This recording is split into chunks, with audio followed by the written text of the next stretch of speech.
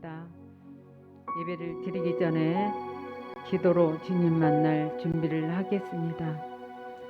일주일 동안 감사한 일을 주님께 표현해 보시기 바랍니다.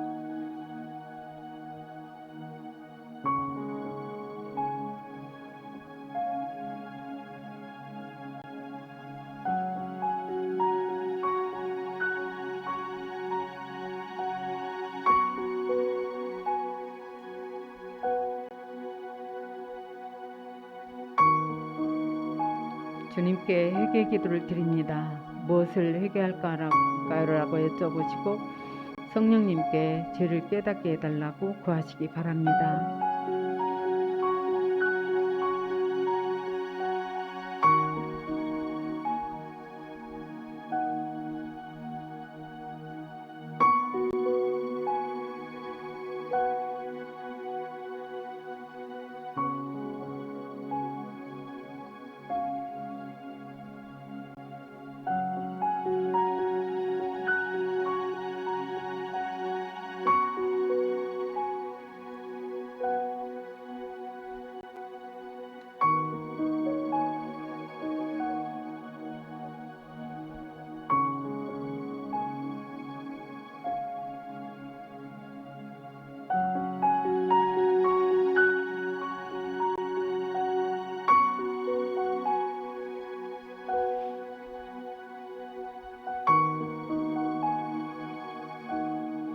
겸손 기도를 드립니다.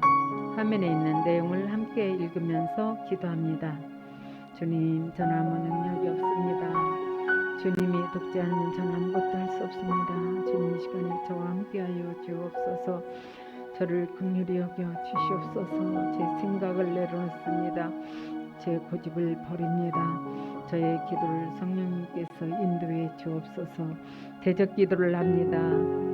예수 이름으로 명한다. 예배에 집중하지 못하게 하고 예배를 이 시간에 주님께 성공하는 예배를 드리지 못하게 방해하는 악한 영은 떠나갈지어다. 예수 이름으로 명한다. 잡념, 피곤, 졸음, 분주함과 집중 방해하는 악한 영은 떠나갈지어다. 예수 이름으로 명한다. 이 더럽고 추악한 영 예수 이름으로 명한다. 세상의 영 예수 외에 다른 데 관심을 가지게 하는 악한 영은 떠나갈지어다. 불신앙과 세상 염려, 불안, 두려움, 친밀함, 회복, 방해하는 악한 영은 떠나갈지어다. 교만함과 반항심, 고집, 완고함, 냉랭함도 떠나갈지어다. 영분별 방해하고 사단이 주는 생각도 떠나갈지어다. 혼미함과 혼란스러움, 우둔함, 불순종도 예수 이름으로 떠나갈지어다. 예수 이름으로 명한다. 아니라 영적인 막힘, 기도응답 방해하는 악한 영, 예민함은 떠나갈지어다. 예수 이름으로 명한다. 부정적인 감정이나 생각과 미움도 떠나갈지어다. 예수 이름으로 명하노니 어두움, 우울함, 낙심, 실망, 좌절감도 떠나갈지어다. 예수 이름으로 명한다. 예수님만으로 만족하지 못하게 방해하는 악한 영은 떠나갈지어다.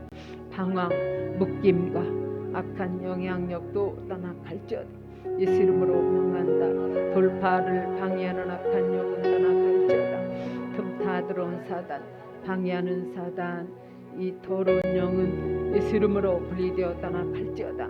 예배 시간에 딴 생각하게 하는 악한 영도 예수 이름으로 분리되어 떠나갈지어다. 예수 이름으로 명한다. 은혜 받지 못하게 방해하는 악한 영은 떠나갈지어다. 예수님의 보혈의 능력을 묵상하도록 합니다.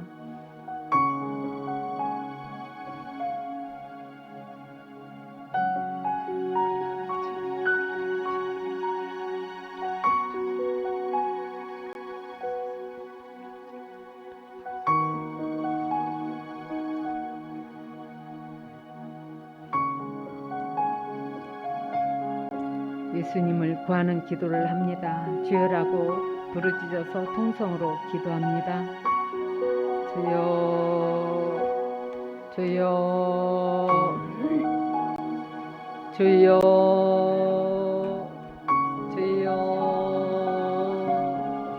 주여,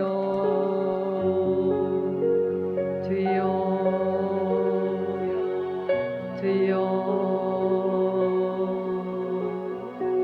주여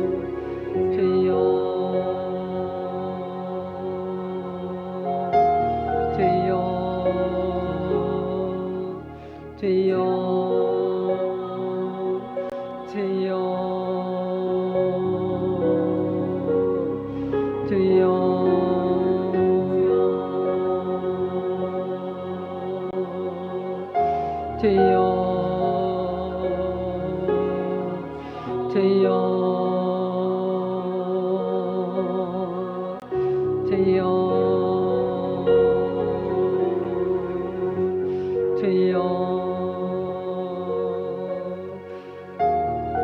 성령 충만을 위해서 기도합니다. 성령이여 임하소서. 성령의 기름을 물붓듯이 부으소서. 성령이여 나를 사로잡으소서. 더 강하게 성령이여 사로잡으소서. 기름 부으소서. 성령의 기름을 물붓듯이 부으소서. 성령이 너희에게 임하시면 너희가 권능을 받고 사마리아와 땅끝까지 이르러 내 증인이 되리라. 주님의 증인의 삶을 살 수 있도록 성령이여 나를 지배하여 주옵소서.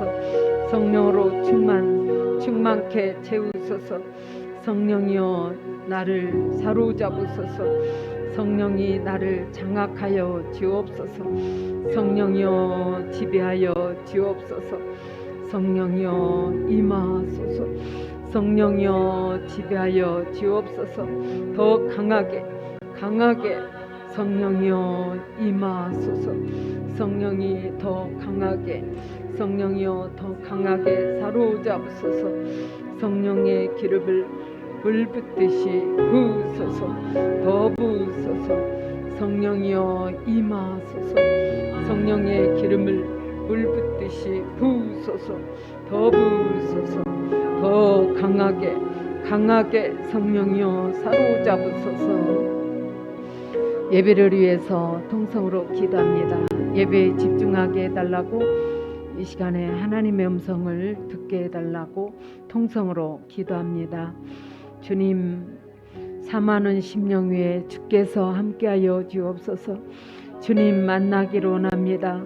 주님 원근각처에서 빈 마음으로 왔사오니 주님 만나고 갈 수 있는 귀한 은혜가 있게 하여 주옵소서. 주님의 세미한 음성을 듣고 위로받기를 원합니다. 가지고 온 문제가 해결받기를 원하오니 은혜를 베풀어 주옵소서. 주님 함께하여 주옵소서. 예배에 집중하게 하여 주옵소서. 예수 이름으로 기도합니다. 아멘. 찬양 드리겠습니다.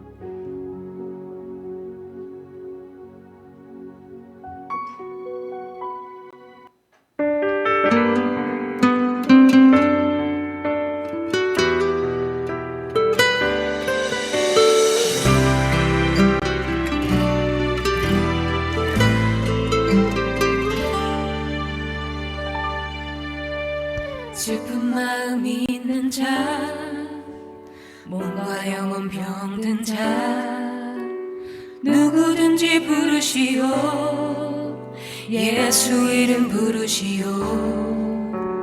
그 이름을 믿는 자, 그 이름을 부르는 자, 그가 어떤 사람이든 그는 구원 얻으리. 슬픈 마음 있는 자, 몸과 영혼 병든 자, 누구든지 부르시오. 예수 이름 부르시오. 그 이름을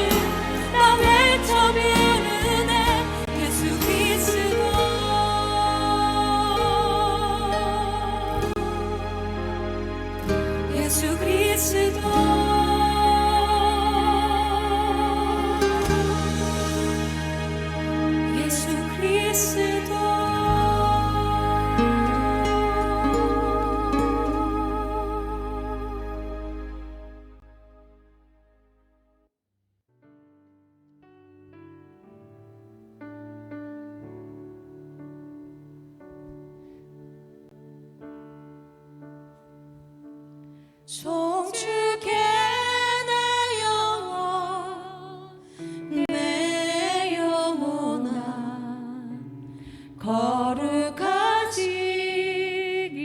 거룩하지기를 이전에 없었던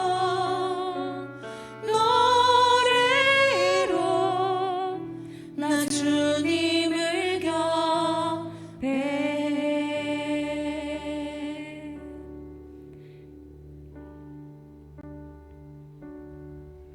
해가 뜨는 새 아침 밝았네. 이제 다시 주님 찬양. 무슨 일이나 어떤 일이 내게 놓여도 저녁이 올 땐 나는 노래.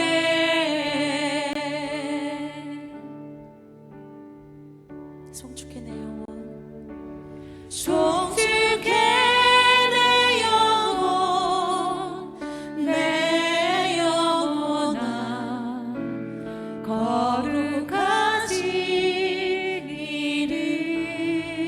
거룩하지기를 이전에 없었던 노래로 나 주님을 경배해.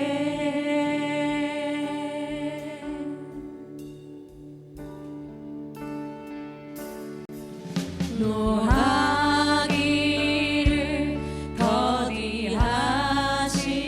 더디하시는 주 그의 뜻이 사랑 넘치네.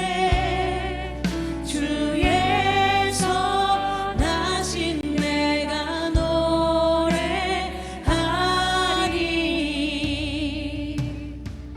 주 많은 이유로 난 노래해. 송축해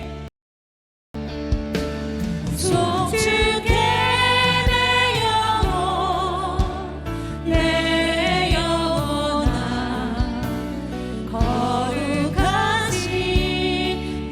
거룩하지기를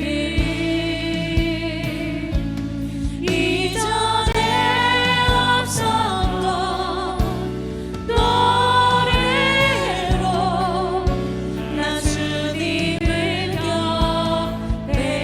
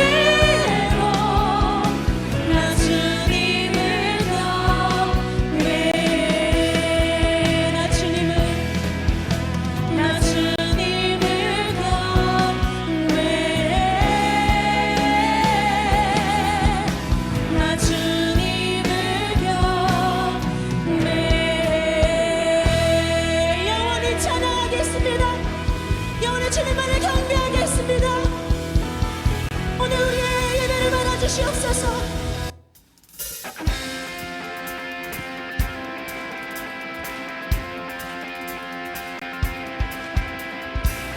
찬양 주의 눈을 들어 주를 보내 소망 주의 마음 다해 주마 나 바라네 주님을 볼 때 나에게 힘주시네 주님 안에 모든 두려움 사라져 호산나 호산나 호산나 구원의 주 하나님 찬양 받으실 주님 호산나 호산나 내 안에 임하셔서 주님의 뜻 이루소서 주께 드리 마음 간 기도 들으소서 주의 나라 상한 영들을 오늘도 새롭게 주님을 볼 때 나에게 힘주시네 주님 안에 모든 두려움 사라져 호산나 호산나 구원의 주 하나님 찬양 받으실 주님 호산나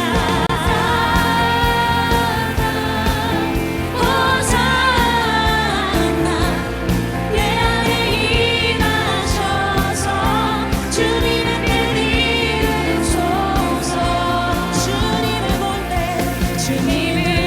때 나에게 힘주시네 주님 안에 모든 두려움 사라져 주님을 볼 때 나에게 힘주시네 주님 안에 모든 두려움 사라져 호산나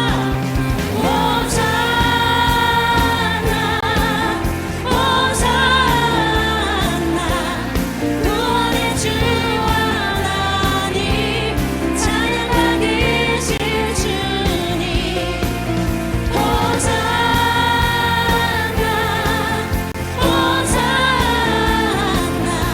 내 안에 임하셔서 주님의 뜻 이루소서 호산나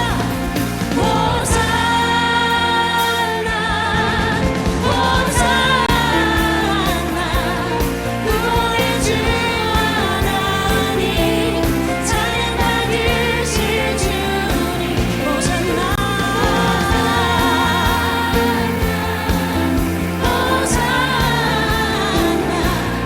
내 안에 임하셔서 주님의 뜻 이루소서 호산나 우리 안에 오직 주의 뜻만 이루어주시옵소서 우리가 날마다 그 거룩하신 부르심에 응답하며 나아가기를 원합니다 보이지 않으시면 진실로 살아 역사하신 하나님 그 다스리심 안에 날마다 우리가 새롭게 나아가기를 원합니다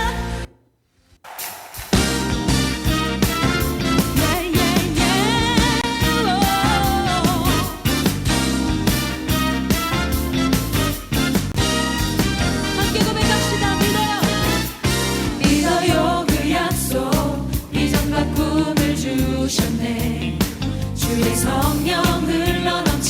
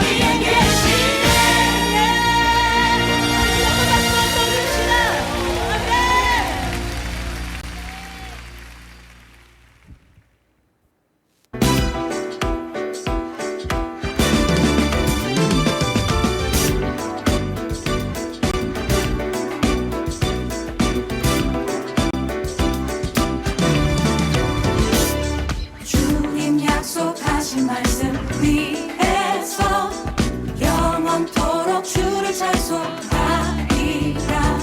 소리 높여 주께 영광 돌리며 약속 믿고 굳게 서리라.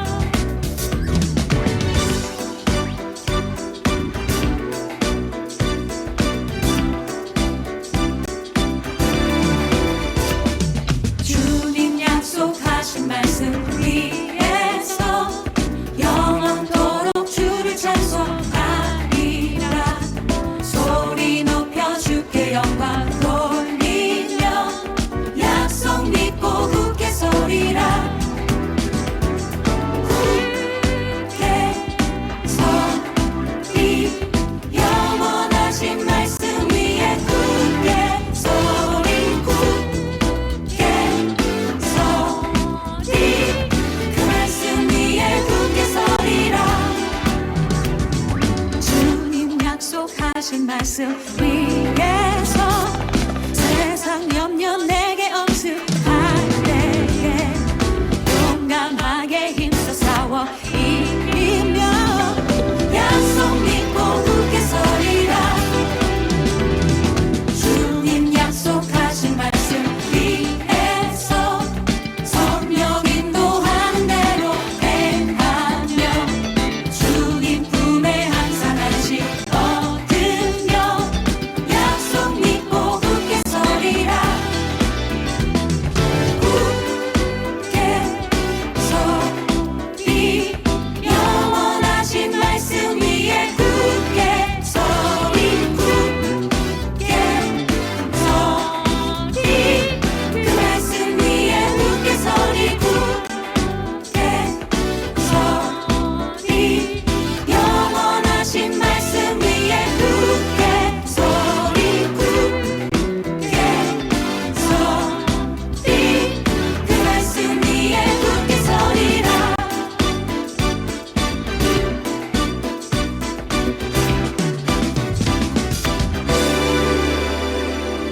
굳게 서리 영원하신 말씀 위에 굳게 서리. 굳게 서리 그 말씀 위에 굳게 서리라.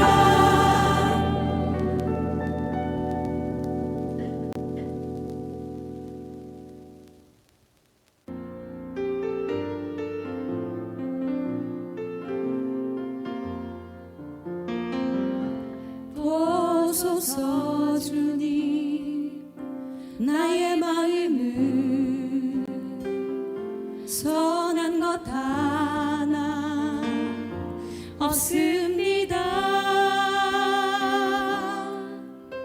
그러나 내 모든 것 주께 드립니다. 사랑으로 안으시고 날 새롭게 하소서. 보소서 주님 나의 마음을 선한 것 하나 없습니다. 그러나 내 모든 것 주께 드립니다. 사랑으로 안으시고 날 새롭게 하소서. 주님 마음 내게 주소서. 내 아버지 주님 마음 내게 주소서. 나를 향하신 주님의 뜻이 이루어지도록 주님 마음 내게 주소서. 보소서 주님 나의 마음을 선한 것 하나 없습니다. 그러나 내 모든 것 주께 드립니다. 사랑으로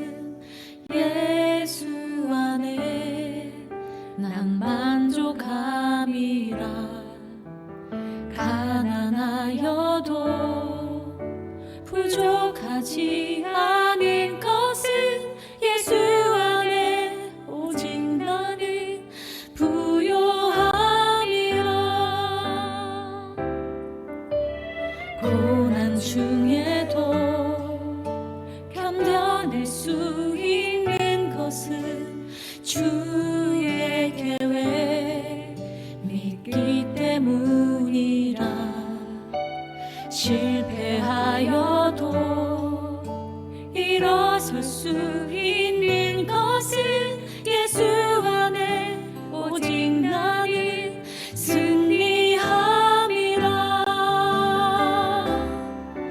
난 예수로 충만하네. 난 예수로 충만하네. 난 예수로 충만하네. 영원한 왕 내 안에 살아 계시네.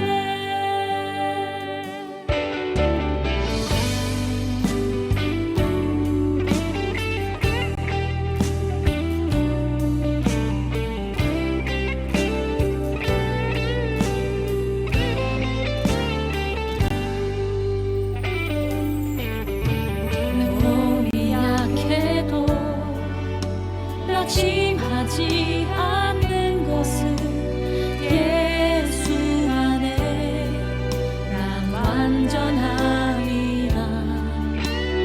화려한 세상 부럽지 않은 것은 난 예수로 충만함이라. 난 예수로 충만하네. 세상 모든 것들도 부럽지 않네. 난 예수로 충만하네. 영원한 왕 내 안에 살아 계시네. 난 예수로 충만하네. 세상 모든 풍파도 두렵지 않네. 난 예수로 충만하네. 영원한 왕 내 안에 살아 계시네. 영원한 왕 내 안에 살아 계시네.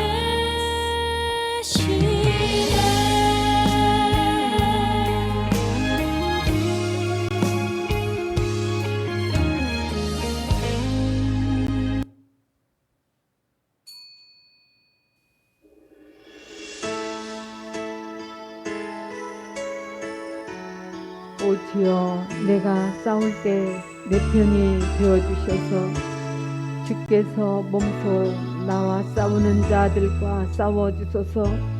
주여, 큰 방패와 작은 방패를 모두 손에 쥐시고 어서 일어나셔서 나를 속히 도와주소서. 창을 빼어 드셔서 나를 죽이려고 쫓아오는 저 원수들을 막아주소서. 내가 너를 구원해 주겠다 하고 내게 약속해 주소서. 주여, 정녕 그리하시면 나의 모든 뼈마디가 사무치는 큰 기쁨으로 주께 고백하며 아뢰기를, 주님 같으신 분이 어디에 있으랴. 정녕 주님께서 약한 자들을 강한 자들에게서 건져주시고 궁핍한 자들을 약탈하는 자들에게서 구원해 주시는 분이십니다 할 것입니다. 주여, 언제까지 그렇게 지켜보고만 계시렵니까? 내 목숨을 건져주소서. 하나밖에 없는 이 생명을 구해주소서. 그리하시면 주의 백성이 한자리에 모여있을 때 이 몸이 주님께 감사드리겠고 수많은 사람들 가운데서 주님을 한없이 찬송하겠습니다. 아멘.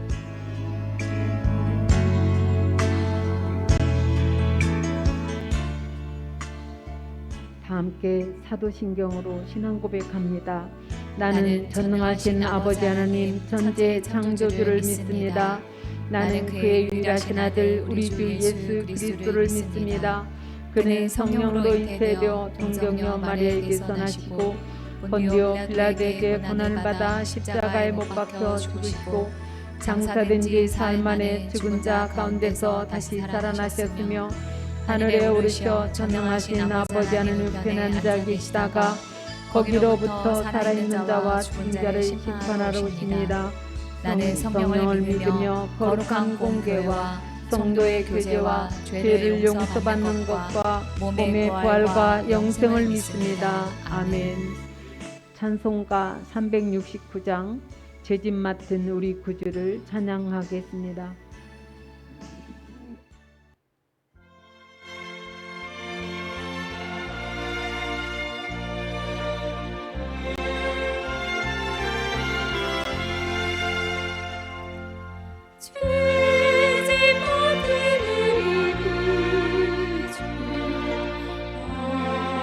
좋은 친구지 걱정을 싣는 마음이지 우리 주께 맡기세 주께 고함 없는 거로 마음을 얻지 못하네 사람들이 어찌하여 아를 줄을 버릴까 시험 걱정 모든 대로 엄빈 사람 누군가 빚을 없이 당신 말고 기도드려 이런 짓을 하신 친구 찾아볼 수 있을까 우리 악함하시오니 어찌 아니오는가 근심 걱정을 뭐인지 아니 진짜 누군가 피난처를 울리네 주께 기도드리세 세상 친구 날씨하고 나를 조롱하여도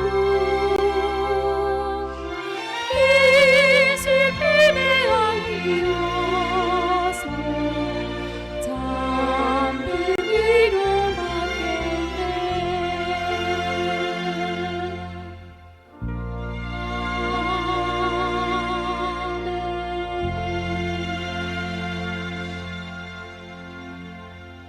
오늘 설교 본문 말씀은 여호수아 5장을 다 함께 읽겠습니다. 8절부터 11절입니다.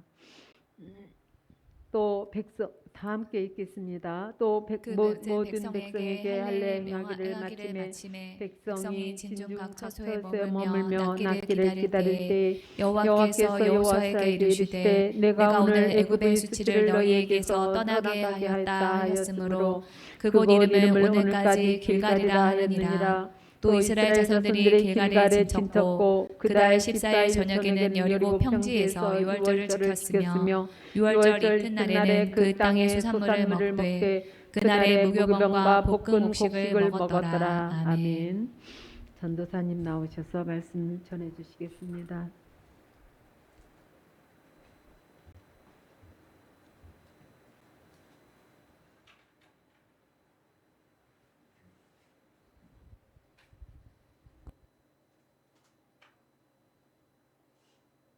여호수아, 지금까지의 이야기를 한번 기억해 볼까요? 하나님은 아브라함을 택하셔서 그의 가족이 이스라엘 민족이 되게 하십니다. 이들은 후에 이집트의 노예가 되는데 하나님은 모세를 통해 그들을 이집트에서 구하셨죠. 그리고 그들과 시내산에서 언약 관계를 맺은 후 광야로 인도하시는데요.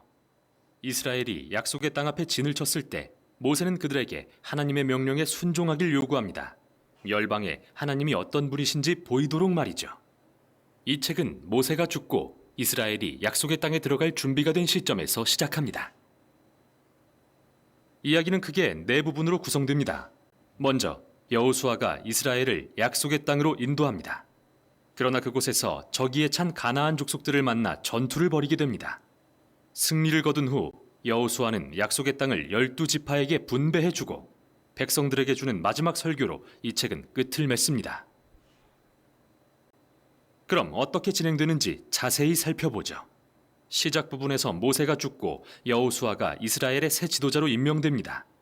저자는 의도적으로 여호수아를 새로운 모세로 묘사하는데요. 모세가 그랬듯 그도 백성들에게 토라, 즉 하나님께 받은 시내산의 언약에 순종하길 요구합니다. 그리고 모세가 민수기 13, 14장에서 한 것처럼 그 땅에 정탐꾼들을 보내는데 이번에는 그때보다 훨씬 순조롭습니다. 몇몇 가나안 사람들은 돌이켜 이스라엘의 하나님을 따르게 될 정도로요. 그 후 여호수아는 온 이스라엘을 이끌고 요단강을 건너 약속의 땅에 들어갑니다. 출애굽할 때 모세 앞에 홍해가 갈라진 것처럼 이제 요단강이 갈라지고 제사장들이 언약궤를 메고 앞장서자 백성들이 따라 건너죠. 5장에서는 이야기가 전환됩니다. 이스라엘은 뒤를 돌아보며 자기 뿌리가 하나님의 언약 백성임을 기억하여 새 세대에게 할례를 행하고 가나안에서 첫 유월절을 기념합니다. 그리고 그들은 이제 앞으로 나아갈 준비가 되었죠. 여호수아는 한 신비스런 전사와 특이한 만남을 갖습니다. 사실 그는 천사이고 여호와의 군대 대장이죠. 여호수아가 너는 우리 편이냐 우리 원수 편이냐 라고 묻자 그의 대답은 어느 편도 아니다. 정말 중요한 건 과연 여호수아가 하나님 편에 서 있냐는 겁니다.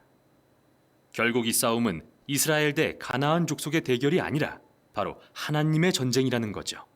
이스라엘의 역할은 그분의 계획이 성취되는 것을 보거나 가끔 지원군이 되는 거고요. 다음 부분이 그겁니다. 이스라엘이 주변 가나안 족속과 겪는 온갖 전투를 볼 수 있는데 앞부분에서는 두 개의 전투가 자세히 소개되고 뒷부분에서는 수년간에 걸친 전투들을 요약한 짧은 이야기들이 이어집니다.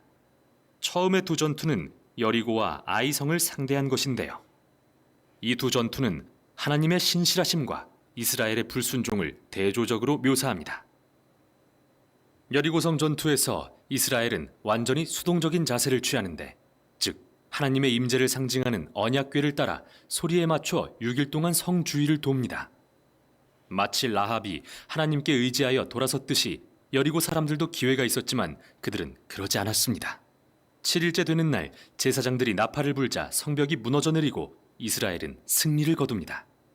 이 이야기의 핵심은 하나님은 그의 백성을 구하시는 분이며 이스라엘은 오직 신뢰하며 기다리면 된다는 겁니다.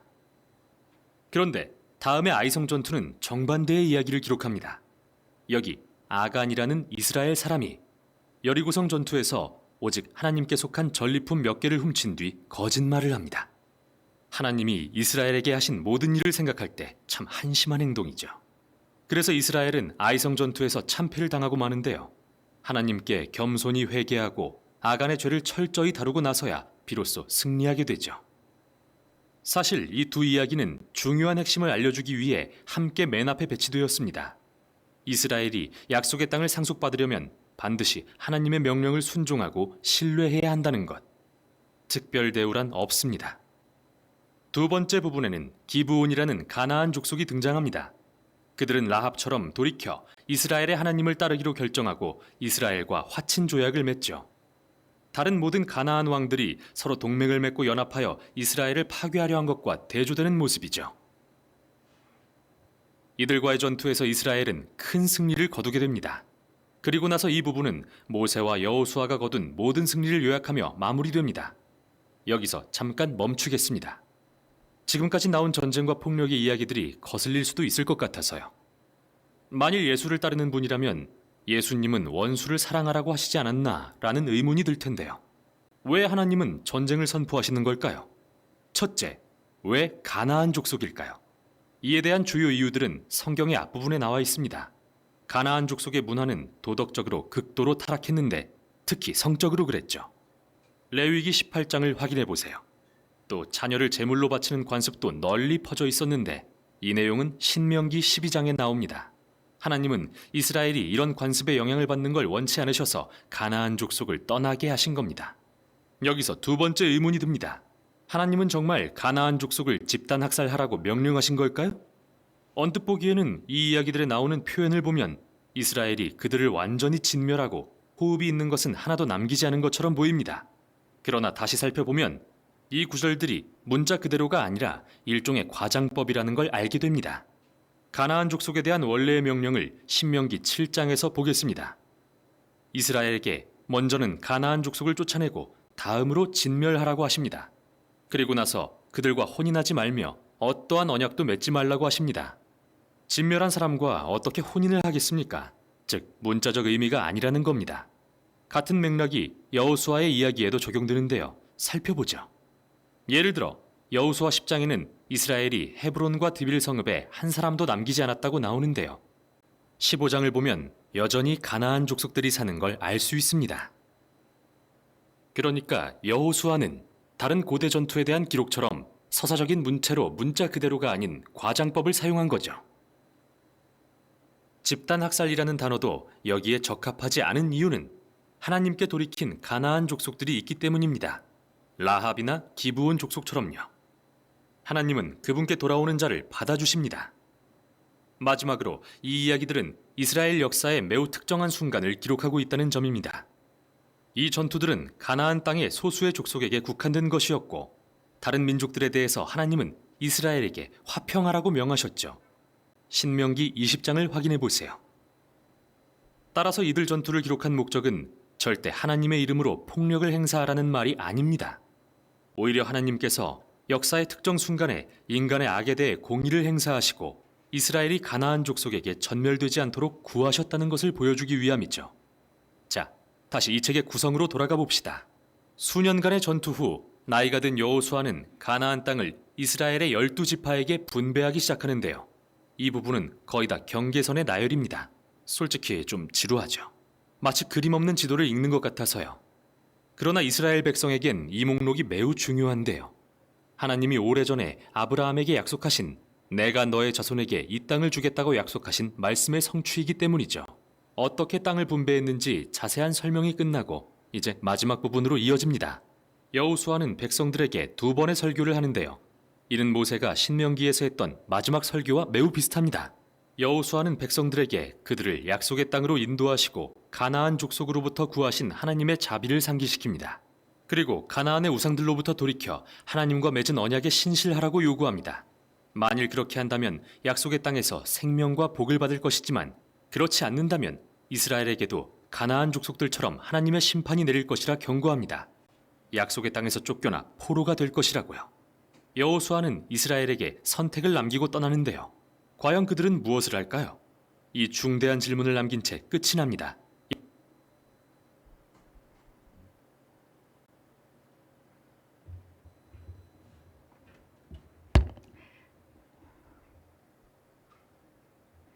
네, 올해 우리 교회 목표를 좀 소리내서 읽어보겠습니다. 시작. 기도하고 묵상하지 않으면 견딜 수 없는 영의 사람이 되자. 네, 우리 지난 시간에 이 종말의 시기에 대해서 우리가 어떻게 생각해야 하는가 하는 점에 대해서 좀 생각을 해봤습니다. 종말론에 대한 그런 질문이 좀 더 있으면은 오늘 더 말씀을 드리려고 했는데 없어서 오늘은 6월 달에 이어서 여호수아서 강의를 이어서 할 것입니다. 언제 예수님이 오신다라고 주장하는 것을 이렇게 특정하는 거, 언제 예수님이 오신다 이렇게 얘기하는 거에 대해서 시한부 종말론이라고 하는데요. 이를 주장하는 사람이 30년 전에 본인이 교회를 떠났다 이렇게 얘기를 했다고 책에서 그렇게 지난 시간에 말씀드렸는데 제가 어떤 사람의 어떤 그 영성에 대해서 파악을 할 때 중요하게 생각하는 점은 교회 공동체에 대한 그러한 태도입니다. 자신이 다니는 교회에 대해서 어떤 마음을 가지고 있는가 하는 것을 제가 봐요. 그래서 자신이 다니는 그 교회에 대해서 하나님이 나를 이 공동체에 어떠한 사명을 맡으라고 보내셨다는 확고한 사명감이 있는 경우에는 베스트예요. 이런 사명감으로 이 교회를 다니시는 분은 이단에 속한 사람들도 건드리지를 못합니다. 2020년에 이 코로나 시국에 신천지가 문제가 되었을 때 신천지에 대한 그런 분석들이 굉장히 많았거든요. 근데 제가 그 중에서 하나를 들었는데 신천지 사람들도 이런 사명감을 분명한 사명감을 가지고 있는 사람들은 안 건드린다고 하더라고요. 그런데 이런 사명감이 없이 교회를 뭐 다닌다든지 한다면은 그 사람의 신앙에 문제가 있다고 보면은 맞습니다. 아무리 성경 지식이 많고 기도를 많이 해도 헌신하고 있는 공동체가 없으면은 그 사람의 영성은 문제가 있습니다. 왜 그러냐면은 성경적이지 않기 때문이지요. 이 성경에서 예수님을 만나고 성령 충만한 사람은 예외 없이 교회를 세우든지 교회에 헌신하는 사람이었습니다. 베드로 초대교회의 수장이었습니다. 바울 다니는 곳곳마다 교회를 세우고 교회 공동체를 위해서 헌신했습니다. 예수님을 깊이 만나고 성령 충만한데 집에서만 혼자 예배드리면서 성경 연구하고 기도했다라고 하는 사람이 성경에 없어요. 원래 하나님께서 그렇게 우리를 두시지 않습니다. 신앙이 올바르고 성령으로 충만하면은 반드시 그리스도의 몸인 공동체, 교회를 위해서 살도록 되어 있어요. 하나님이 본인이 교회를 세우게 하시거나 아니면은 교회 공동체에 헌신하게 하거나 둘 중에 하나든 아니면은 저처럼 둘 다 하든지 공동체를 중심으로 살도록 하나님께서 만들어 가십니다. 그래서 저희 어머니 주변에 신학을 해서 신학교를 나와서 목사 안수를 받고도 집에서만 예배 드리는 그런 분이 저한테 기도 부탁을 하시면은 주일날 집에만 있지 마시고 가까운 개척교회에 가셔서 헌신하시라고 권면을 드립니다. 왜냐면은 이 개척교회는 와서 이 앉아 있는 것만을 해도 큰 도움이 되거든요. 그리고 그게 성경적이기도 하고 또 자신의 신앙을 세우는 그러한 길이기도 합니다. 또 상급의 면에서도 그렇게 집에서만 있다가 예수님을 만났을 때 이 땅에서 뭐 하다가 왔는지 할 말이 없으면 어떻게 합니까? 그리스도인이라면은 때를 얻든지 못 얻든지 어느 공동체에라도 들어가서 헌신하고 있어야만 합니다. 성경적으로 성령 충만한 사람은 교회 공동체를 세우든지 헌신한다 하는 그 점을 여러분들이 기억하시면서 여러분의 신앙이 그 기준에 맞는지 돌아보시고 없다면은 주님이 주신 확고한 사명감을 달라고 기도하시고 그 또 다른 사람을 볼 때도 여러분들이 그 기준에 맞는지에 따라서 분별하시기 바랍니다. 요단강을 건너고 나서 이스라엘 백성들은 이제 여리고성에 대한 공성전을 앞두고 있었습니다. 이 여리고는 전략적으로 아주 중요한 위치 가운데 있었어요. 지도상으로 보면 여리고는 이 교통의 요충지여서 여리고를 차지하면 가나안 중심부로 향하는 거점을 확보할 수 있고 가나안 땅을 남북으로 차단하는 효과가 있어서 남북이 연합해서 공격하는 그런 일을 막을 수가 있었습니다. 또 이 여리고성은 가나안 원주민과의 전쟁에서 첫 번째 전쟁이에요. 여기서 지면은 가나안 원주민들이 속으로 이스라엘 민족이 대단한 줄 알았는데 별거 아니네라고 생각을 하면서 가나안 원주민들의 그 사기가 올라갈 것입니다. 또 이스라엘 백성에게도 중요한 이유가 있는 것이 처음 전쟁에서부터 졌는데 다음 전쟁에서 무슨 자신감으로 싸우겠습니까? 첫 번째 전쟁에서 이겨야 다음 전쟁에서도 승산이 있는 그런 상황이었어요. 이렇게 보나 저렇게 보나 이 이스라엘 백성들에게 여리고성이라고 하는 그런 존재는 반드시 넘어야 하는 존재였습니다. 그런데 다행히 이 홍수가 난 요단강을 마른 땅으로 건너는 그 기적을 이스라엘 백성들이 경험했다라고 하는 그 소식을 들은 가나안 백성들의 사기가 다 떨어졌어요. 여호수아서 5장 1절을 보면은 마음이 녹았고 정신을 다 잃었다 이렇게 말하고 있습니다. 이때 쳐들어가야 되는데 하나님이 빨리 가라, 빨리 이 여리고성을 차지해라 이런 말씀은 안 하시고 이것저것을 계속 시키십니다. 그 첫 번째가 바로 할례예요. 우리는 지난 6월 달에 하나님이 할례를 행하라 라고 하신 그 이유에 대해서 첫 번째로 본격적으로 가나안 땅에 들어가기 전에 세상에서 하나님의 백성이라고 하는 정체성을 가지라 라고 하는 뜻이었다 하는 것을 생각을 해봤습니다. 하나님의 백성이라고 하는 정체성은 우리로 하여금 죄 앞에서 우리를 고민하게 만듭니다. 내가 하나님의 백성인데 이렇게 죄를 짓고 살면은 안 되지 하게 됩니다. 더불어서 나 스스로에게 하나님의 백성으로서의 자격을 갖추었는가를 묻고 돌아보라고 하는 그런 뜻으로 하나님께서는 할례를 행해야 된다 하셨습니다. 두 번째로 이 할례의 뜻, 두 번째 의미는 하나님의 백성이 되기 위해서는 내 생각과 감정이 죽어야 된다라고 하는 뜻으로 할례를 하라 하셨습니다. 우리 그리스도인들은 자기 마음대로 생각하고 느끼고 행동하는 그런 존재가 아닙니다. 자기 고집, 자기 생각, 자기 감정을 다 내려놓고 주님이 주신 마음으로 사는 사람이 바로 우리 그리스도인들입니다. 마음만 그렇게 해야 되나요? 말도 주님이 원하시는 말만 해야만 합니다. 예수님이 이 땅에 있을 때도 그렇게 사셨어요.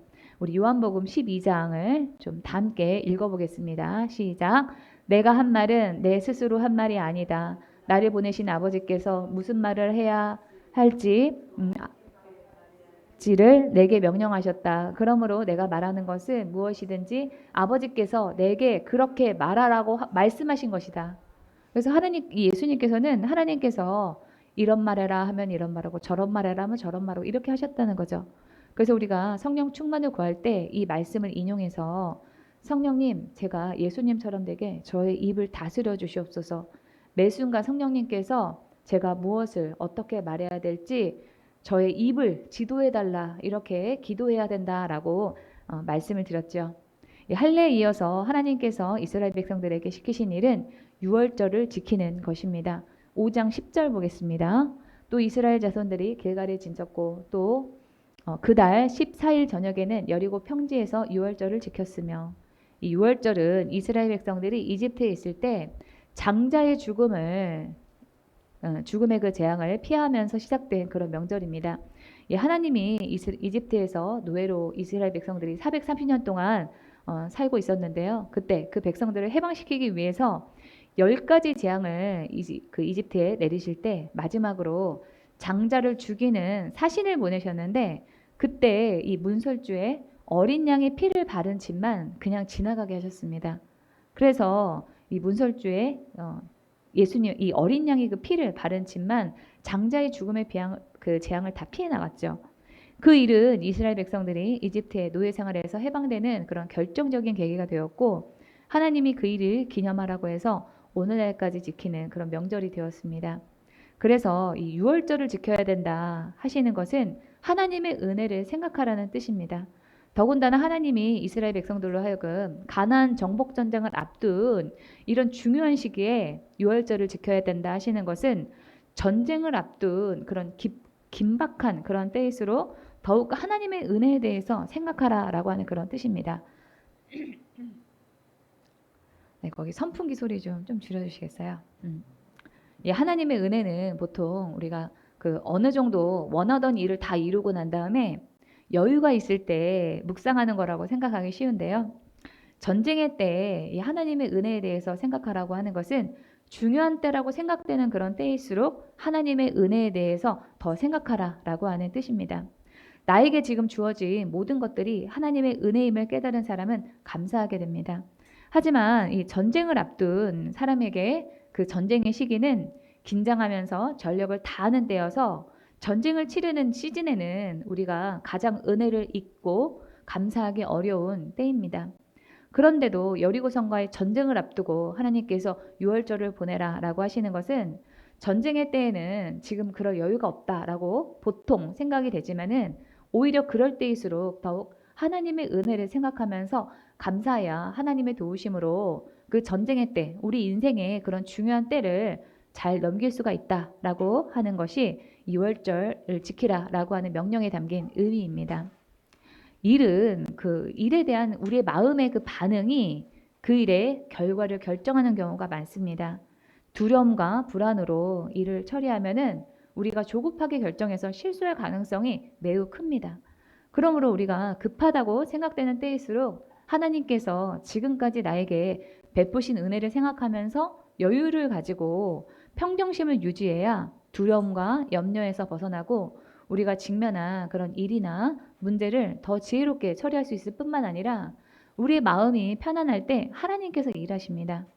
두려움과 불안, 염려로 어떤 결정을 하게 되면은 그 결정이 거의 육적인 결정이 되지 영적인 결정이 될 수는 없습니다. 왜냐하면은 하나님의 그 특징 중에 하나가 뭐냐면 두려움과 불안, 염려 가운데에서 하나님이 일하시지 않는다는 거예요.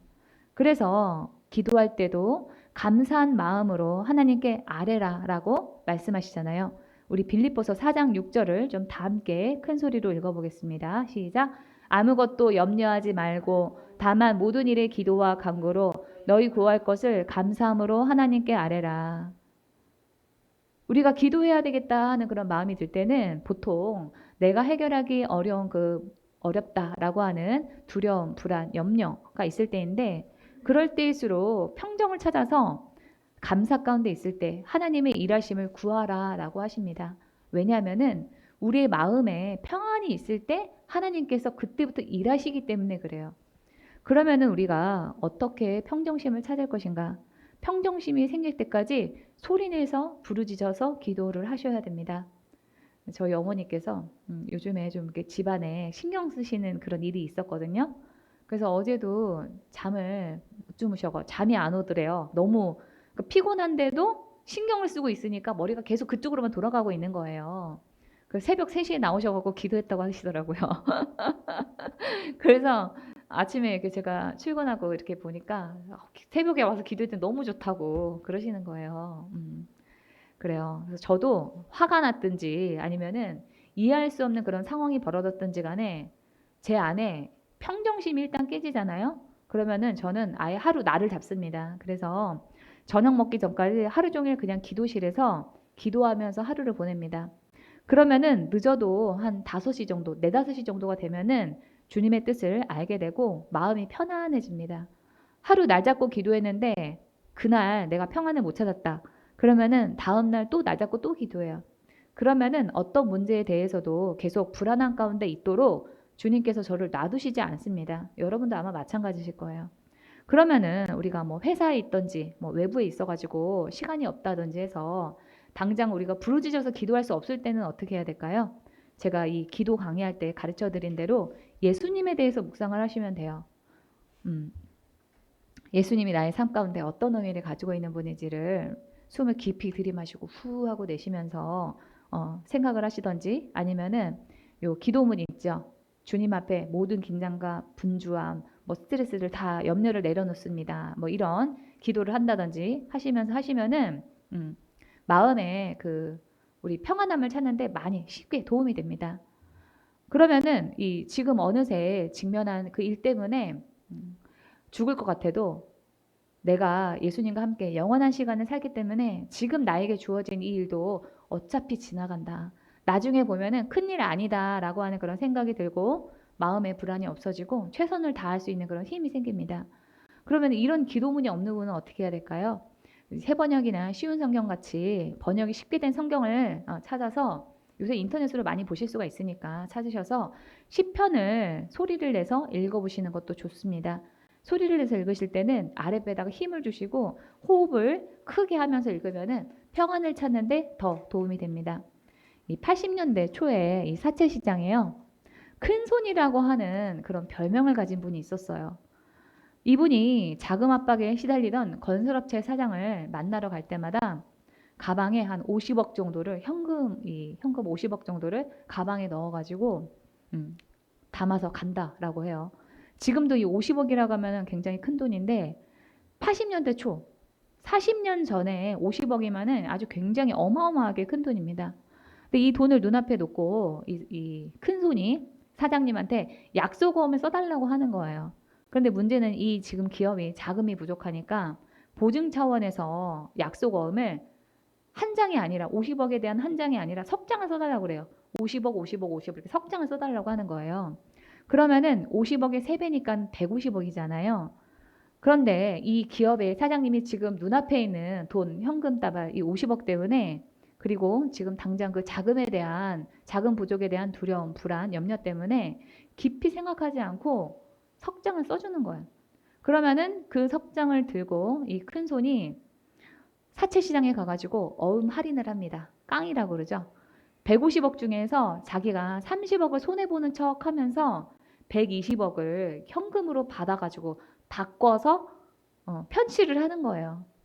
그러니까는 이 사람은 50억 주고 나머지 돈은 120억 중에서 50억은 다 나머지 돈 다 자기 돈이 현금으로 바로 돌아오는 거예요. 그러면은 이 큰손한테 어음을 산 사람은 지급기일이 되면은 그 기업에 와가지고 150억을 갚으라고 얘기를 하고, 이 기업이 그 150억을 못 갚게 되면은 그 기업은 부도가 나게 되는 것입니다. 이 자금이 부족한 기업에 찾아가서 사기를 친 그 큰손이라고 하는 분도 잘못을 했지만 50억의 눈이 멀어서 150억이라고 하는 그 어음이 그렇게 큰데도 그거를 자기 손으로 써준 사장님도 잘못한 겁니다. 우리 안에 있는 두려움, 염려, 불안이 그로 인한 또는 이런 조급함이 그런 문제를 야기할 수 있다라고 하는 거죠. 이 어려움 가운데서 우리가 어떤 반응을 보이느냐가 우리의 영성의 수준을 말해주는데 불안함 가운데서 우리가 이리 뛰어다니고 저리 다니다 보면은 의지할 대상을 찾게 되고 돈 찾고 사람의 도움을 바라다가 넘어지게 됩니다. 그래서 염려되는 그런 상황에서는 먼저 주님 안에서 평강을 찾고 그 평강 속에서 최선을 다해서 대처한다 하는 이 순서를 여러분들이 잘 기억을 해 놓으셔야 돼요. 자, 우리 화면에 있는 내용을 외운다라고 하는 생각으로 우리 좀 소리내서 읽어보겠습니다. 시작. 어려움 가운데에서 어떤 반응을 보이느냐가 나의 영성의 수준이다. 염려되는 상황일지라도 먼저 주님 안에서 평강을 찾고 그 평강 속에서 최선을 다해 대처한다. 그렇게 할 때 오히려 우리가 기도하거나 묵상하거나 이런 시간을 가지는 게 더 돌아가는 것 같지만 더 돌아가는 게 아니라는 거예요. 오늘 본문 여호수아서 5장에서 이 할례를 해라, 유월절을 지켜라 라고 하는 그런 명령들은 현실적으로 전쟁하고는 직접적인 그런 상관이 없는 일입니다. 이 전쟁을 앞두고 한참 체력을 키워서 싸워도 부족할 판에 아예 있던 힘까지 다 빼는 할례를 하라고 하질 않나. 유월절 절기를 지키면서 은혜를 묵상하라고 하질 않나. 할례도 그렇고 유월절도 그렇고 한가할 때는 하는 거지 가나안 원주민과의 전면전을 앞두고 있는 상황에서 할 일은 아니잖아요. 이미 이스라엘 백성들이 여리고성을 목전에 두고 할례를 하고 이 유월절을 지키면서도 아마 이스라엘 백성들은 황당했을 거예요. 내가 지금 여기서 뭐 하고 있나. 이런 일들이 전쟁에 실질적으로 무슨 도움이 될까. 내가 지금 허송세월만 보내고 있는 거 아니냐 하지 않았겠습니까? 우리도 앞으로 살아갈 일을 생각을 해보면 인생에서 내가 중요하게 해야 될 일들이 있는데 못하고 있어서 답답할 때가 있습니다. 나의 목표는 분명히 지금 저 눈앞에 있는 여리고성을 접수하는 건데 하나님은 왜 나로 하여금 지금 이렇게 제대로 하는 일도 없이 시간을 보내게 하시는 거지? 라고 생각되는 그런 경우가 있습니다. 하나님은 이스라엘 백성들을 이유 없이 할례를 받으라고 하시고 유월절을 지키라고 하신 게 아니에요. 모두 다 우리 마음의 상태에 대한 그런 이야기입니다. 어떤 일을 앞두고 있든지 가장 중요한 것은 바로 우리의 마음 상태다라고 하는 거예요. 이 세상에서도 멘탈 관리가 중요하다라고 말을 합니다. 멘탈이 무너지면은 될 만한 일도 이루기 어렵듯이 우리의 마음이 하나님의 기준에 미치지 못하면 세상의 일에서의 성공도 쉽지 않은 것입니다. 우리는 눈앞에 있는 문제나 맞서야 하는 그런 대상이 강할 때 거기에만 집중을 하는데 성경은 우리에게 눈에 보이는 외적인 문제보다도 더 중요한 것은 우리의 마음의 상태다라고 말하고 있습니다. 이 다윗과 골리앗의 싸움은 교회를 다니지 않는 사람이라도 누구라도 다 잘 아는 그런 이야기입니다. 이 이야기에 나오는 골리앗은 키가 280cm가 넘어요. 격투기 최용만 선수의 키가 218cm인데요. 그보다도 60cm가 더 넘게 큰 거예요. 골리앗은 키만 큰 게 아니라 힘도 세서 골리앗이 입고 있었던 갑옷의 무게는 57.5kg. 그러니까 저보다도 더 많이 나가는 거죠. 창날의 무게는 7kg이었다라고 합니다. 그런데 이 골리앗이 이스라엘 백성들 앞에서 큰 소리만 쳤지 실제로 누구를 때려 죽였다, 뭐 때렸다, 죽였다, 뭐 이런 얘기가 아예 성경에 없습니다. 그러니까 우리 앞에 있는 문제가 골리앗이라고 하는 그런 존재처럼 어떻게 보면은 허상이라는 거예요. 담대하게 나가서 작정하고 해결하려고 들면은 할 수 있고 하나님이 그렇게 할 때 길도 열어주시고 도울 사람도 붙여주시는데 이스라엘 백성들이 골리앗을 보고 겁을 먹고 싸울 생각도 안 하고 있었던 것처럼 우리도 문제에 질에 쫄아서 두려워하고 염려하고 있는 경우가 많습니다. 그래서 중요한 일을 앞둔 사람에게 하나님께서 성경에서 반복적으로 말씀하시는 게 있어요. 그것은 바로 두려워하지 말라라고 하는 것입니다. 하나님이 성경에서 가나안을 진입을 앞둔 이 여호수아에게 여호수아서 1장에서 강하고 담대하라라고 하는 그런 말씀을 3번이나 말씀하셨어요. 우리 여호수아서 1장 9절의 말씀 다 함께 읽어보겠습니다. 시작. 내가 내게 명령한 것이 아니냐. 강하고 담대하라. 두려워하지 말며 놀라지 말라. 내가 어디로 가든지 내 하나님 여호와가 너와 함께 하느니라 하시니라. 하나님이 명령하신 일이다라고 하는 그 사실만 분명하다면은 그 일에 우리가 강하고 담대하게 나갈 때 하나님께서 함께 하시고 하나님이 일하십니다. 그래서 우리에게 눈에 보이는 외적인 문제보다 더 중요한 것은 우리의 마음이고, 그 때문에 하나님께서는 이스라엘 백성들에게 할례도 하고 유월절도 지켜라 라고 말씀을 하셨던 거예요. 전쟁을 하기 전에 그 마음이 하나님 앞에서 올바른가, 마음의 상태가 하나님의 기준에 적합한가, 그것을 돌아보기를 원하셨던 것입니다. 우리가 매일 하루를 시작하기 전에 기도와 묵상으로 하루를 시작을 해야 하는 이유도 이와 같습니다. 어제 하루 내가 가지고 있던 생각과 마음과 말, 이런 것들을 돌아볼 시간이 필요한데 바쁜 하루를 살면서 우리가 언제 그런 시간이 있겠어요? 이 TV나 스마트폰이 있기 전에는 그래도 우리가 자기 전에 좀 생각할 틈이 있었습니다. 그런데 요즘 우리는 자기 전까지도 TV나 스마트폰을 보다가 자기 때문에 우리 내면을 돌아볼 짬이 나지 않습니다. 그래서 새벽에 시간을 가지고 지난 하루의 은혜를 감사하고 회개하면서 내 마음의 상태가 하나님의 기준에 봤을 때 어땠을까? 다른 것은 없는가? 그것을 돌아봐야만 합니다. 그것이 본격적으로 전쟁에 나가기에 앞서서 할례를 하고 유월절을 지키라고 하셨던 그 하나님의 뜻에 맞는 일상인 거죠. 우리는 새벽에 나가기 전에 내 마음의 상태를 먼저 돌아보고 하나님의 기준에 맞는 마음의 상태를 정립한 후에 세상에 나가야만 합니다. 지금 이 새벽 기도가 자리 잡은 분은 잘하고 계십니다. 하지만 그렇지 못하다면은 새벽에 주님 앞에서 마음을 돌아보는 시간을 가지는 일이 내가 습관이 될 때까지 싸워야 되겠다라고 생각을 하시고 평생 애쓰시기 바랍니다. 전쟁을 앞두고 이스라엘 백성들이 할례를 하고 유월절을 지켰기 때문에 여리고성과의 그 전투에서 이겼던 것처럼 우리가 세상에 나가기 전에 우리의 마음을 하나님의 기준에 맞추는 것, 그것이 바로 우리의 삶에서 승리하는 그런 비결입니다. 하나님이 이스라엘 백성들에게 여호수아서 5장에서 유월절과 이 할례를 지키라라고 하신 그 두 번째 이유는 먼저 이 거저 얻어지는 것은 아무것도 없다라고 하는 그런 의미를 전달하고자 함입니다. 곧 이어질 여리고성에서의 그 승리가 아무 헌신이나 대가 없이 그냥 이루어진 것이 아니라 이스라엘 백성들의 순종이 쌓이고 쌓여서 기적의 순간을 맞이했다라고 하는 점을 말하고 싶었던 거예요. 신자든 불신자든 간에 우리가 하나님에 대해서 생각을 할 때 보통 은혜, 사랑 이런 단어들을 생각을 합니다. 그렇게 은혜와 사랑에 익숙한 사람들이 기적도 우리 삶 가운데 일어나는 그런 기적도 쉽게 대가 없이 한 방에 주어지는 줄 아는데 성경을 전체적으로 보면은 그렇지 않습니다. 이어지는 여호수아서 6장에서의 여리고성의 승리는 여호수아서 5장, 이 앞장 5장에서의 이스라엘 백성들의 순종이 없었다면은 절대로 이루어지지 않았을 것입니다. 전쟁을 앞두고 있던 그 기운도 빼는 할례를 하고 전쟁을 앞둔 긴장감 속에서 명절을 기쁘게 보낼 그런 분위기도 아닌데 유월절을 지키는 순종을 했기 때문에 여리고성에서의 그 승리라고 하는 그런 기적을 맛보았던 것입니다. 다윗과 골리앗과의 싸움에서 사람들은 대부분 이 다윗이 어쩌다가 짱돌 한번 잘 던져가지고 골리앗을 이긴 줄 알고 있는데요. 다윗은 이전에 양을 치면서 사자와 곰과도 싸웠던 그런 전력이 있는 사람이었습니다. 사무엘상 17장 33절 보겠습니다. 사울은 다윗을 말렸다. 그만두어라. 내가 어떻게 저자와 골리앗과 싸운단 말이냐?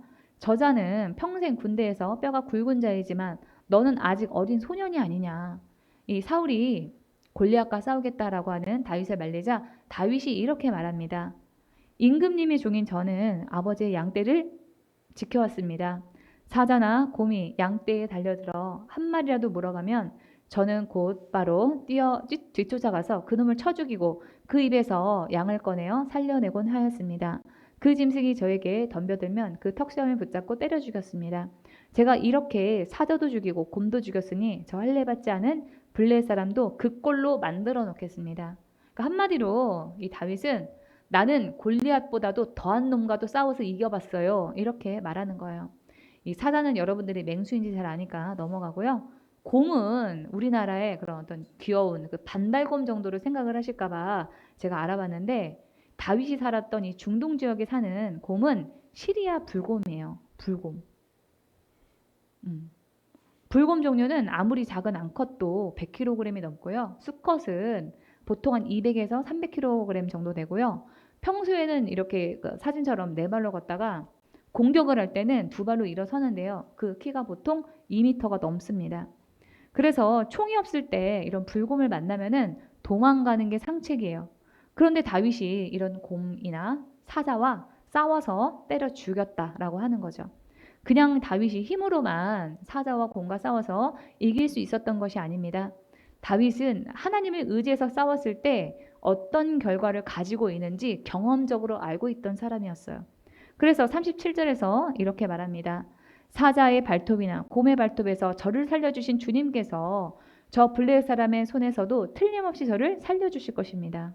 사자나 곰과 싸울 때 자기가 혼자 싸워서 이긴 것이 아니라 주님이 함께 하셔서 주님이 싸워서 이기게 해주셨다라고 하는 그런 여러 번의 경험과 확신이 다윗 안에 있었어요.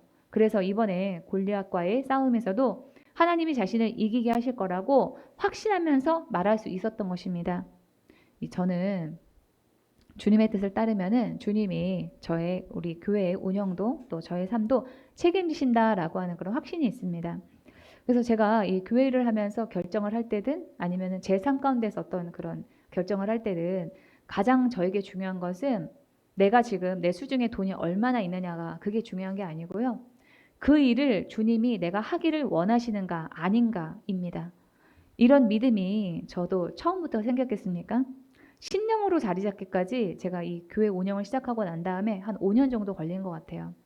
주님이 함께 하신다고 성경에 써 있긴 하지만은 그것이 내 믿음이 되고 확신이 되기까지는 경험과 시간이 필요합니다. 사역자니까 여러분들이 그래 전도사님이니까 당연히 그럴 수 있지 이렇게 생각하실 수가 있는데 모든 사역자들이 다 그런 게 아니에요. 교회 월세가 밀리고 이 생활비가 없어가지고 빚어들어 다니느라고 바쁘다가 사역을 덮는 분들이 수두룩합니다. 그게 두려워서 개척조차도 못하고 계시는 분들이 많아요. 우리 규모가 작아서 여러분들이 보실 때는 별로 그렇게 대단해 보이지 않을 수 있지만 교회 운영을 한 번이라도 해보신 분은 우리 교회가 작지만 강한 교회다라고 하는 것을 압니다.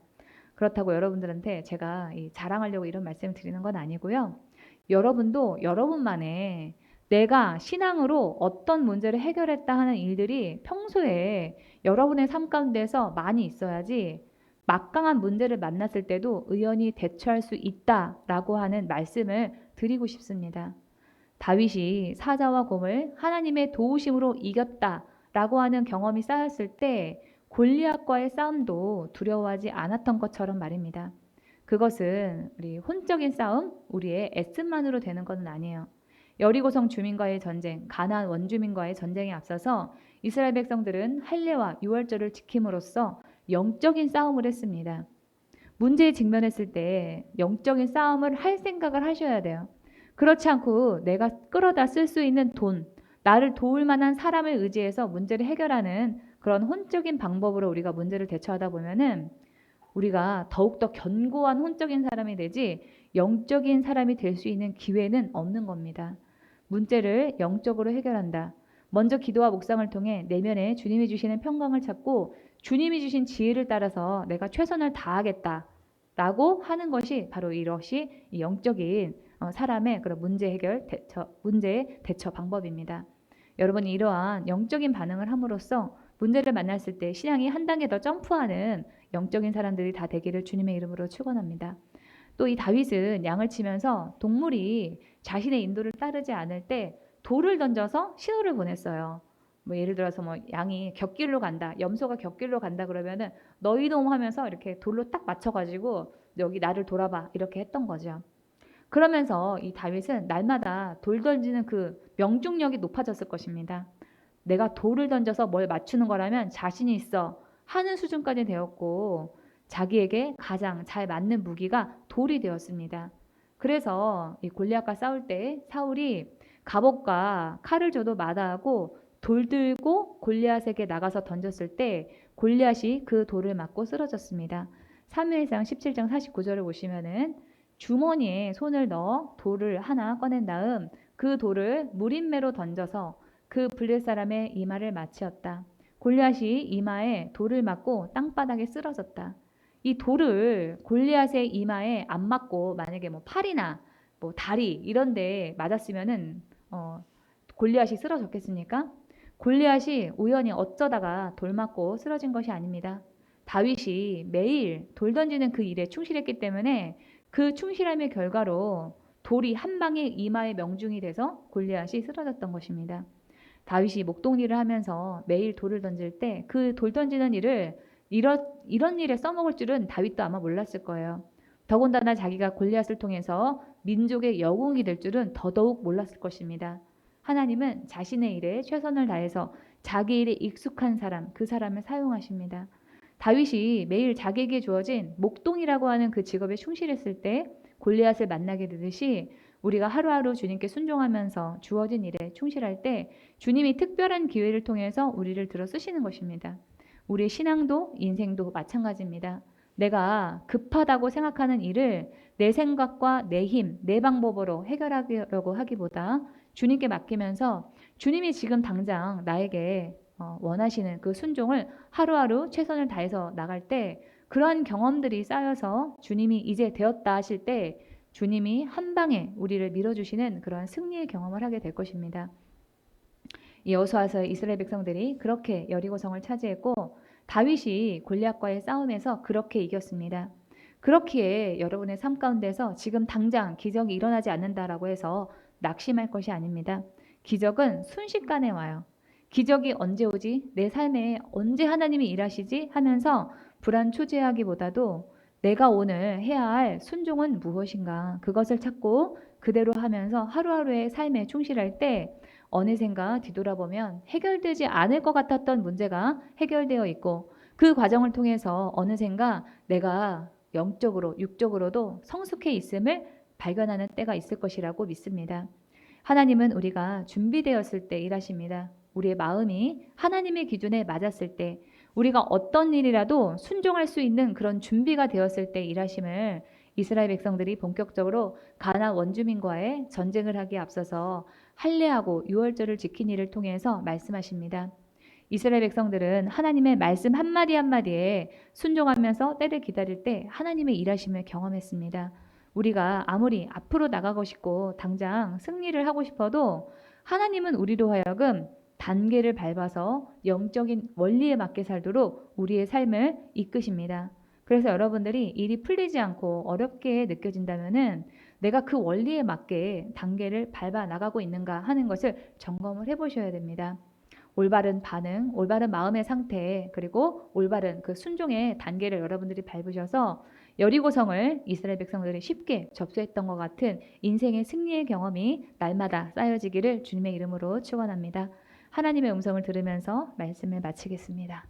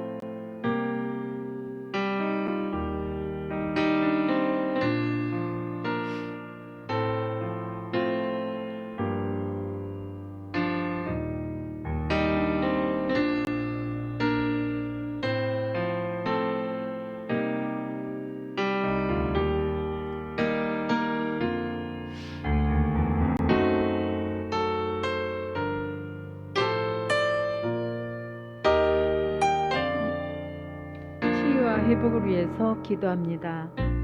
본인의 일터와 사업을 위해서, 진로의 문제를 위해서, 아프신 분은 아프신 곳의 치유를 위해서, 각자에게 처한 개인적인 문제를 위해서 주여 삼창 부르고 통성으로 기도합니다. 주여, 주여, 주여. 주님 앞에 문제가 있어서 내려놓습니다. 이 문제를 주님께서 해결하여 주옵소서. 주님, 직장의 문제 또한 사업의 문제를 주님 앞에 내려놓습니다. 주님께서 해결하시고 주님의 영광이 드러나게 하여 주옵소서. 저의 방법으로는 할 수 없음을 고백하오니 주님 은혜로 이 문제를 해결하게 하여 주옵소서. 직장의 불안전함으로 말미암아 어려움 당하지 아니하게 하시고 주님만 바라보니 주께서 해결하여 주옵소서. 이 문제를 가지고 작정하며 끊임없이 해결될 때까지 기도하게 하여 주옵소서. 기도할 수 있는 힘을 주시고 인내함을 부어 주시옵소서. 주님이 함께 하시지 아니하면 저는 할 수 없음을 고백합니다. 주님 도와 주시옵소서. 사업을 위해서 기도합니다. 사업이 날로 성장하고 발전하기를 원하오니 은혜를 베풀어 주옵소서. 원근각지에서 사람들을 불러 모아 주옵소서. 주님이 이 사업의 주인이십니다. 주님께서 맡아 주관하여 주옵소서. 아버지의 아픈 부위를 위해서 기도합니다. 나 여호와는 치료의 하나님, 주께서 치료하여 주옵소서. 주님이 치료하여 주시고 주님이 이루하여 주옵소서. 마음에 상처받은 자 주께서 이루하시고 회복시켜 주옵소서. 주님의 위로를 주님 경험하게 하여 주옵소서. 예수 이름으로 기도합나이다. 아멘. 질병이 있으신 분은 아픈 부에 손을 얹고 기도하시고, 지혜를 받기 원하시는 분은 머리에 손을 얹고 기도하시고요. 가지고 온 문제나 주님 앞에 위로받기 원하시는 분은 가슴에 손을 얹고 함께 기도합니다. 우리의 연약함을 주님께 맡기나이다. 예수 이름으로 명하노니 질병 세력은 제거될지어다. 병을 일으키는 병만은 분리돼 떠나 갈지어다. 통증은 사라지고 염증은 줄어들고 없어질지어다. 주님의 보혈을 아픈 곳에 뿌리고 덮습니다. 주님의 손으로 직접 안수하여 치료하여 주시옵소서. 주님이 베푸시는 치유의 기적을 경험케 하여 주옵소서. 우리의 삶 속에서 부욕케 하시는 하나님의 손길을 우리가 경험하게 하여 주옵소서. 우리가 주님의 말씀에 순종할 때 우리의 일이 형통케 역사하여 주옵소서. 보혜사 성령님, 이 시간 이곳에서 임하사 우리를 사로잡아 주옵소서. 우리의 사업을, 우리가 하는 모든 일을 성령여 사로잡아 주시옵소서. 형통케 하시는 성령의 기름을 부으소서. 저와 만나는 사람들을 사로잡으시고 도움의 손길이 계속 끊임없이 이어지게 하여 주옵소서. 실수와 사고가 없게 하시고 악한 세력의 위협에서 우리를 건져 주옵소서. 예수 그리스도의 이름으로 명하노니 가난과 저주와 실패를 가져다주는 사단은 영향력은 예수 이름으로 떠나 갈지어다. 예수 이름으로 명하노니 우리의 일의 힘이 막힘은 풀려질지며 형통케 될지어다. 우리의 사업과 하는 일과 직장의 가정을 사랑과 기쁨과 안식으로 채워 주옵소서. 예수 이름으로 감사하며 기도하옵나이다. 아멘. 광고가 있습니다. 예배 후에 셀 모임이 있고요. 2시에 재정 강의가 있습니다. 꼭 참석하셔 은혜 받으시기 바랍니다. 찬송가 384장 나의 갈 길 다가도록 찬양하면서 하나님께 준비한 예물을 드리도록 하겠습니다.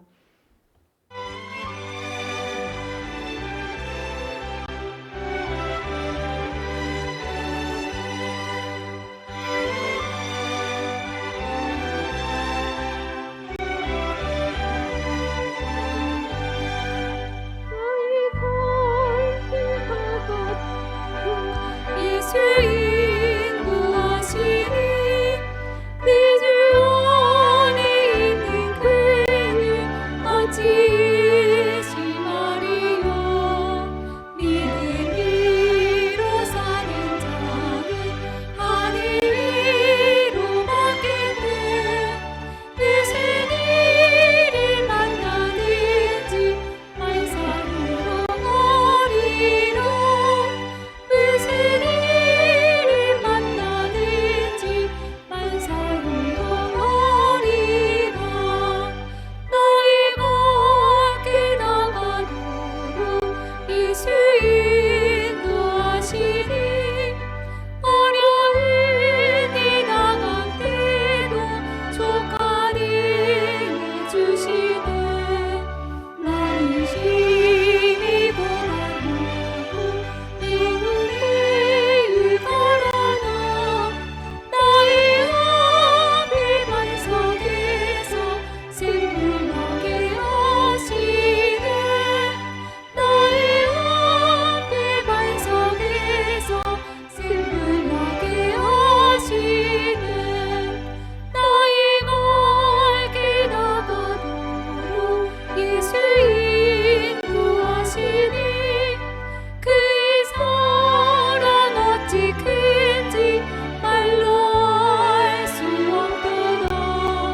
성령과 받은 영혼 하늘 날아갈 때에 영영 들을 나의 찬송 예수 인도하셨네.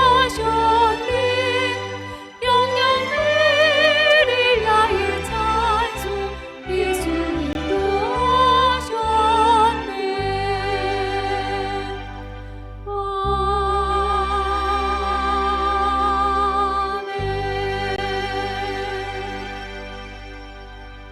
드린 예물을 위해서 하나님께 기도합니다. 주님, 문제 앞에서 우리는 두렵고 불안하고 염려로 가득 차게 됩니다. 하지만 그럴 때 혼적인 반응이 아니라 영적인 반응을 할 수 있게 결단하게 하여 주옵소서. 하나님이 역사하시는 영적인 원리를 깨닫고 실천하여 감사와 안식 속에서 주님이 주시는 지혜로 최선을 다하게 하여 주옵소서. 매일 아침을 기도와 묵상을 시작하며 마음을 돌아보고 하나님의 기준들을 제 안에 세워나가게 하여 주옵소서. 빨리 기적이 일어나기를 바라는 조급한 마음을 내려놓고 주님께 맡기며 주님이 하라 하시는 순종에 최선을 다하겠습니다. 그리하여 하나님이 허락하신 때에 승리와 복을 온전히 누리는 우리 모두가 되게 하여 주옵소서. 돈이 우선이 아니라 주님만을 내 삶의 주인으로 섬기며 살겠다는 결단으로 주님께 온전한 11조와 감사 예물과 주일원물을 드립니다. 자원하는 마음과 기쁨으로 드리는 헌신을 주님께서 받으시고 축복을 우리의 삶과 가정과 자녀들과 하는 일에 임하게 하여 주옵소서. 이 예물이 쓰여지는 곳곳에 주님의 복음의 역사가 일어나게 하시고 주님의 영광만이 온전히 드러나게 하여 주옵소서. 예수 그리스도 이름으로 감사하며 기도합나이다. 아멘.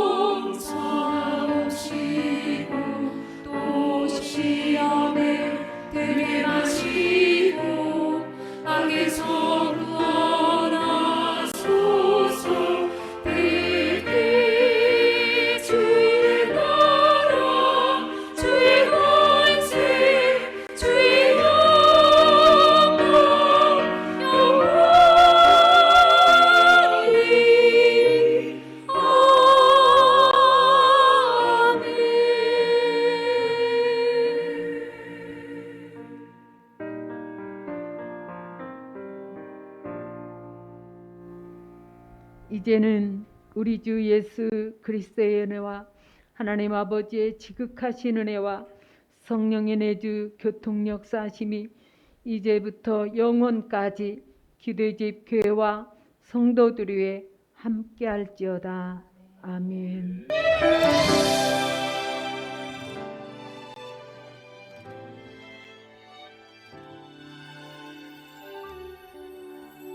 무명이어도 공허하지 않은 것은 예수 안에 난 만족함이라. 가난하여도 부족하지 않은 것은 예수 안에 오직 나는 부요함이라. 고난 중에도 견뎌낼 수 있는 것은 주의 계획 믿기 때문이라. 실패하여도 일어설 수 있는 것은 예수 안에 오직 나는 승리함이라. 난 예수로 충만하네. 난 예수로 충만하네. 난 예수로 충만하네. 영원한